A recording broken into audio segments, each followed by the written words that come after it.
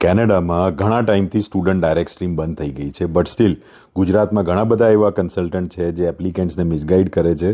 મારી પાસે પછી કન્સલ્ટેશનમાં આવે છે ને પછી ખબર પડે છે કે એ લોકોને આપણી જેમ જે છે ને જીઆઈસી ભરવાની કે નહીં. સો એસડીએસ સ્ટ્રીમ જે છે એની અંદર જીઆઈસીની રિક્વાયરમેન્ટ હતી. હવે જ્યારે આપણે નોન એસડીએસ સ્ટ્રીમમાં અપ્લાય કરીએ છીએ, that is the recent trend, that is the recent new normal in Canada now.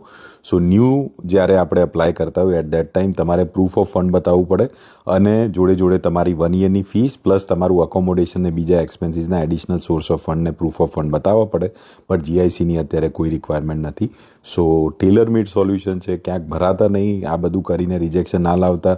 68% rejection ratio ચાલે છે, 74% સુધી ગયું છે 2025માં ઇન્ડિયન્સ માટે rejection ratio. So don't take chance. Study permit is a beginning, right. પહેલું rejection આવે એના કરતાં પૂર આવે એના પહેલાં પાળ બાંધવી જરૂરી છે. સો રાઈટ વેથી પ્લાન કરજો, નહીં તો આ બધા ચક્કરમાં ક્યાંક આપણે આપણી ઇમિગ્રેશન જર્ની કોમ્પ્રોમાઇઝ ના કરીએ.